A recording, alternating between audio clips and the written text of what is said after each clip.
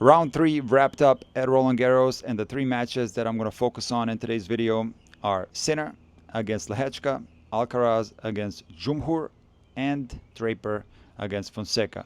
Now, the Sinner and the Alcaraz match I find very interesting because Sinner, again, displayed tennis from another planet, very similar to the match against Ruud in Rome, where he only lost 1 game, and Lehecka, who I think has the potential to be in the top 10, a phenomenal player. As Lehecka said in the post-match interview, Sinner plays a similar style to him, but he just does everything better. But despite Lehecka's qualities as a player, he found himself down 6-0, 5-0.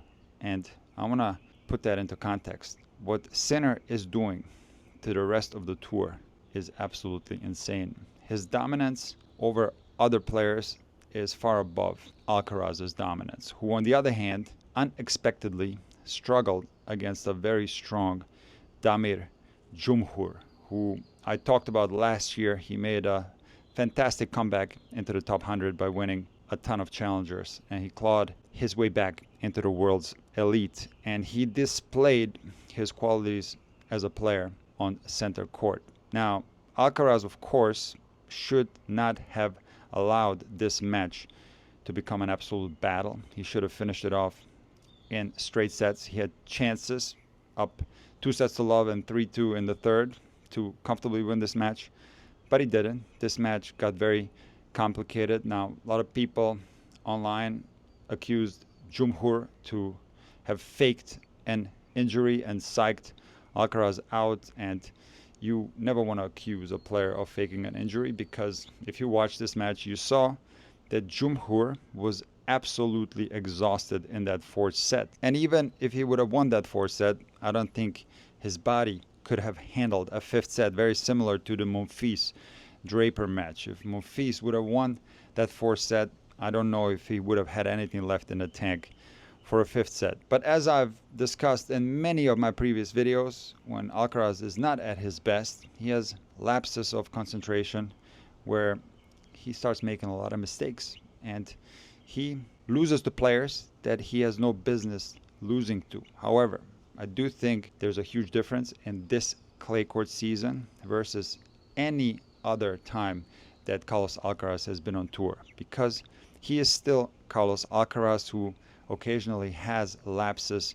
of focus, but he figures out a way to win these matches, because this clay court season he's been incredibly consistent. And Carlos Alcaraz, as he has proven at the tournament in Rome, is able to find his top level when he needs it the most. Now, what's so interesting about Sinner is that he doesn't display these ups and downs like Alcaraz does. Sinner is by far the most consistent player on tour. And what makes this matchup so interesting is that Alcaraz seems to have the right formula when he plays Sinner. In the past, especially when they face each other on clay, Alcaraz has figured out a way to get Sinner out of his comfort zone, and he has shown to have the ability to not allow Sinner to reach his top level. So it is very much possible that the way Alcaraz plays when he faces Sinner, that Sinner has a hard time reaching his top level.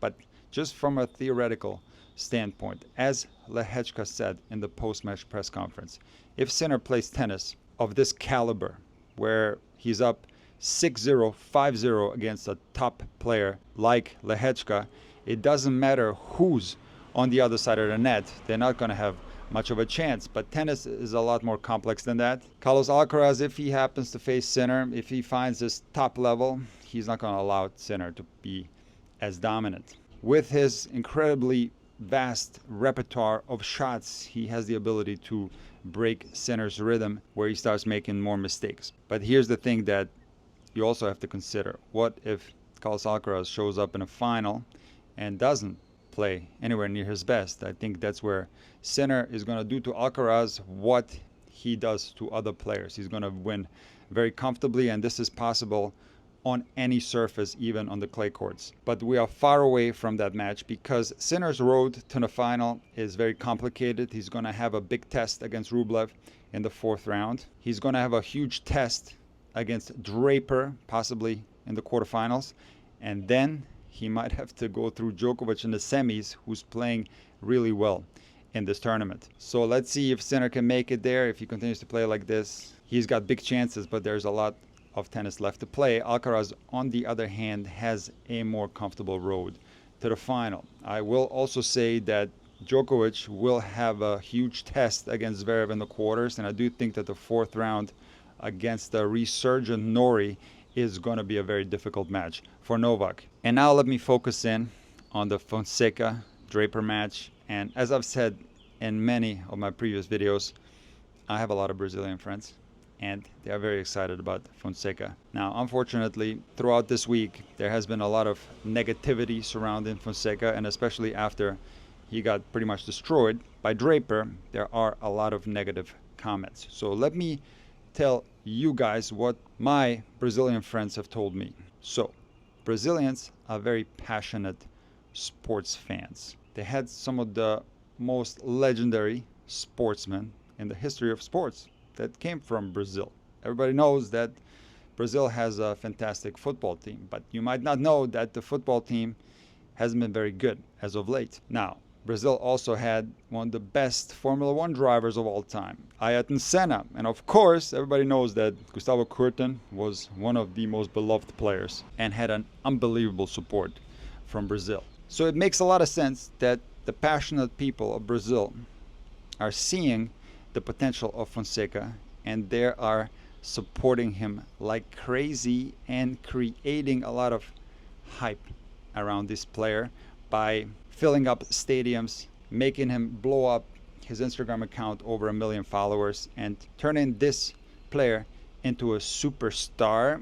And if you look at his results, they're not the results of a superstar player. So a lot of people are saying that Fonseca is overhyped and he's no good. But I want to put Fonseca's potential into context. So it's not necessarily because of the results why not only Brazilian fans, but tennis fans worldwide are excited about Fonseca, and it's because of the way he plays. As I've said in many of my previous videos, his ground strokes are incredibly powerful. Now, it's not all about the way he plays the game, it's also the way he's risen through the rankings. In 2023, Fonseca finished 700 in the world. At the end of last year, he was ranked well outside of the top 100. So he has improved tremendously and has risen through the rankings very quickly. Now, in my opinion, reaching the third round of Roland Garros at 18 years old, this is the first time he's ever played Roland Garros. This is a phenomenal result for Fonseca, and because of this result, he now will have a career high ranking of 56 in the world. I listened to Fonseca speak after the match, and he said that his goal is to be seeded for the Australian Open next year, and that's a phenomenal goal. It's a realistic, achievable goal that makes a lot of sense. Now, will Fonseca be a top 5 player?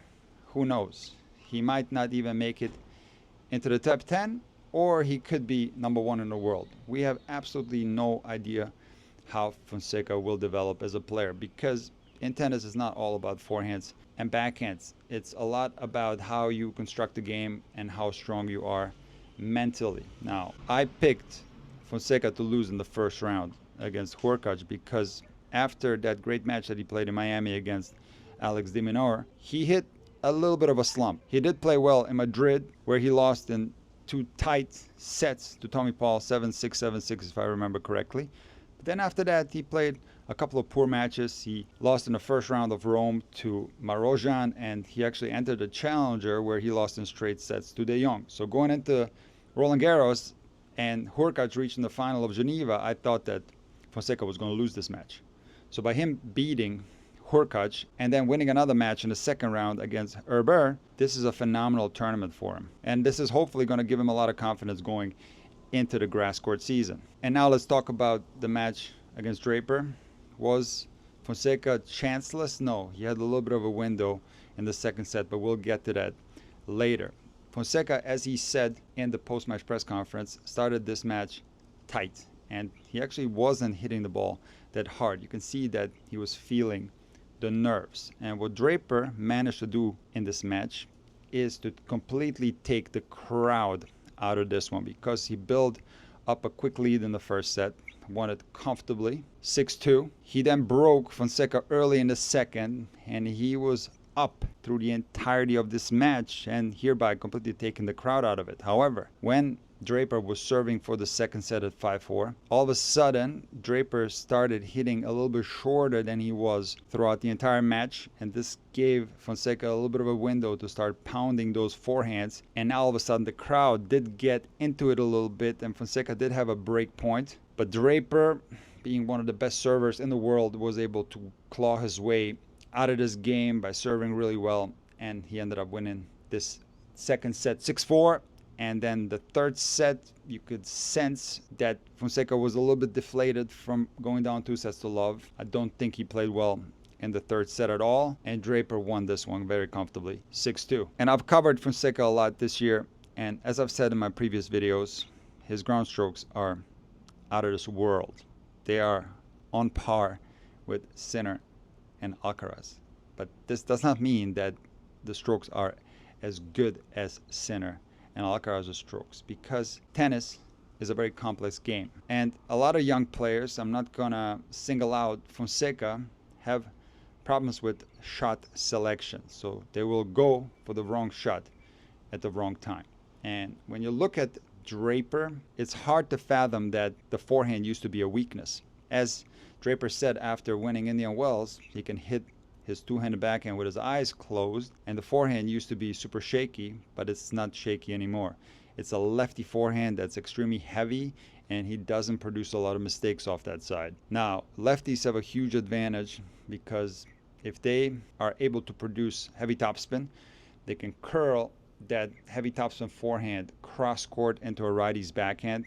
And of course, you know that everyone who played Rafa, especially on clay, had quite a bit of a nightmare playing that shot. And I think it's somewhat similar with Draper. Now, I've made a video that I'm going to release very soon on the Intuitive Tennis YouTube channel. It's already available on Intuitive Tennis Premium. That is the flat ball myth. And when it comes to the two-handed backhand, the vast majority of players, when they hit down the line, intuitively, that shot will have less spin on it compared to a two-handed backhand going cross-court. And as I discussed in this video, the forehand is far more complex in that sense. And while some players do hit the forehand a tad flatter when they go down the line, some players will also be able to put very heavy topspin when they go cross court, but also when they go down the line. And that is certainly the case for Jack Draper, who has one of the best down the line forehands on tour. And I'm saying this because his down the line forehand is a high percentage shot with a tremendous amount of spin. And I think this was one of the reasons why Fonseca had a hard time getting the upper hand in the rallies, because Draper kept hitting the forehand heavy into the Fonseca backhand, but then he would also change direction and expose Fonseca's movement. That's still a work in progress. I don't think he's a bad mover, and we're going to get into some of the specifics of his movement later. But when Draper opened up the court down the line, Fonseca was in a tremendous amount of trouble. Now, let's get back to Fonseca's shot selection. And when I covered the Fonseca forehand, I talked about his rhythm. That is one of the best that I've seen in a long time. And that specific forehand rhythm, where he completely unloads his entire body into the shot, works exceptionally well when you have more time.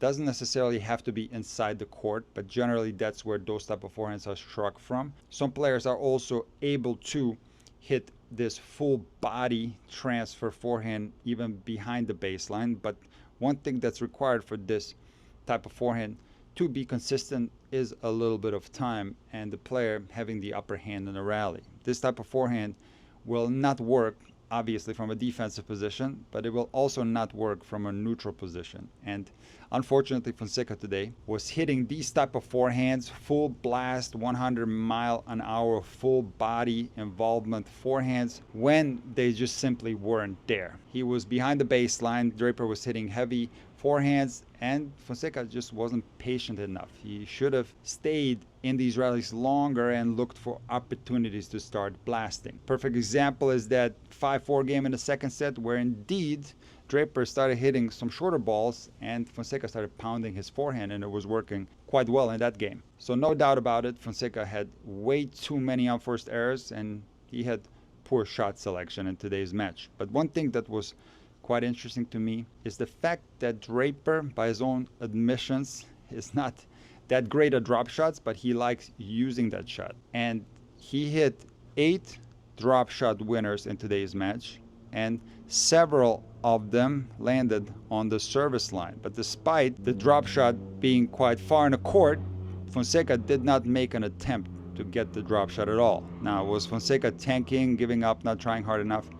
Absolutely not. Fonseca was fighting in this match, but he was absolutely frozen and simply didn't move for those drop shots, even though they were landing towards the service line, and he could possibly have gotten to them if he tried. Maybe his forward-backward explosiveness is still something that he needs to work on, because he was absolutely on his heels on those shots and just was frozen and couldn't react. See, exploding forward versus laterally to the sides is something that does need to be trained. It's a completely different movement. Players explode laterally far more than they do forward. Now, of course, on clay, a lot of players are utilizing drop shots, so that's obviously a movement that's extremely important. On the other hand, when Draper got a short ball, he is extremely quick at getting up to a short ball and playing a quality shot from that part of the court. And as I've said in many of my previous Fonseca videos, the feel game is still something that Joao needs to improve.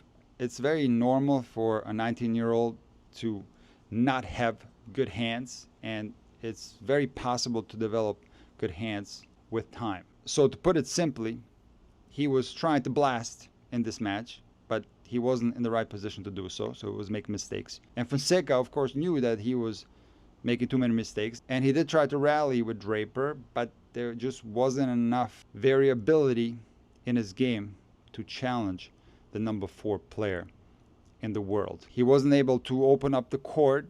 He wasn't able to hit drop shots. Coming to the net is something that he's doing better now than I've seen earlier this year, but obviously he can still improve his volleys as well. So a match like this can be incredibly positive for a young player like Fonseca, because this revealed a lot of areas of his game that need improvement. And can he improve these areas? He absolutely can. It might take a little while. The Fonseca fans have to be patient. It might take a year. It might take 2 years. But again, this is not hype. We are not blind. Fonseca has incredible potential. He rose 700 spots in a year and a half. But as I said in the beginning, there's a lot of negativity in the comments, and some people are even blaming the fans for putting too much pressure on Fonseca. You can't blame the Brazilian people for being excited about Fonseca. Are you kidding me? Of course they should be excited, and my gut feeling is that Fonseca is handling this pressure really well. And as I said, his goal setting is perfect. It's not unrealistic. He seems to be a hard worker, seems to be a nice kid, and he has enormous talent. And I'm so happy that we have the next generation of incredible players, because Fonseca is not alone. He is the youngest of them. He's 18, but we also have Menchik, we have Lerner Tien, and we have Arthur Fils, who unfortunately sustained a stress fracture in his back and had to pull out of his third round match against Rublev. So maybe 1, 2, or 3 years from now, one of these youngsters can challenge Sinner and Alcaraz at the top, or maybe never. You just don't know. Tennis is such a complex game. It's such a demanding game. Who knows what will happen? But one thing that's undeniable is that we have very talented players that are coming up. This is the new generation, and it's going to be very fun to track their development in the next few months and years.